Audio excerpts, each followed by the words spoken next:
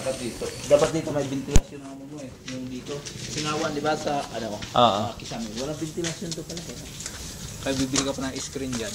Kahit simple lang ventilasyon yung lagay natin. Dapat discount ko doon. May mga dito. Singawan na ano. Diba, kita mo mga kisame, may mga screen yan dyan. Singawan.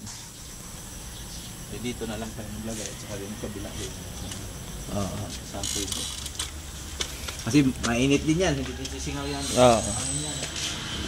May kisame ko, hindi dito singaw yan. Puputok siya pag wala kang singawan. Pag nandito sa ganyan, pagitan. Puputok. Kailangan may ventilasyon na. Kailangan ito. Hindi, itong doorknob. Doorknob sa baratihan yun. Kaya tawag na baratihan yung manifest na. Dalawang doon silang. Para ito pang lapat dito. Papalitan na natin bago lahat siya. Kasi dito doon, sibak na rin. Saka pako, susulat pa nga. May pako pa ba tayo Leono? Hindi ako nakita ang Leono dyan eh. Nakalista ba yung kanina? Wala, di ibig sabihin ba para sa kisame mo, supply. Baka meron sa bahay. Mga gano'n ba karami nun? Eh, magagamit mo rin sa kisame yan. May yata sa bahay. May inuwi ako nung... Kunti lang muna para dyan lang. Sige. Daling ko bukas. Di unong pa ako. Ito pwede na rin daw ano eh.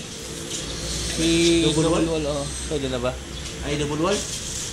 Yung plywood na yan, double wall ba dito yan? Kaya wala ano.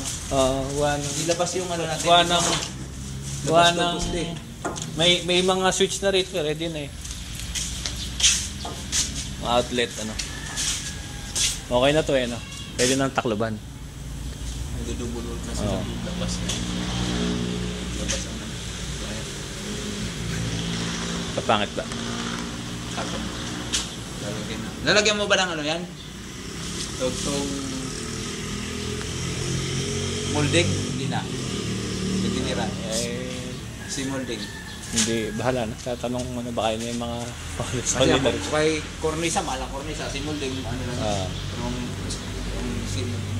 Lalagyan na si molding. Pwede na yan. Hindi yan takluban yan. Wala mo wiring dito, di ba? Wala na. Kaya naman ito eh. Ah. Malagay lang. Pwede labas natin ito.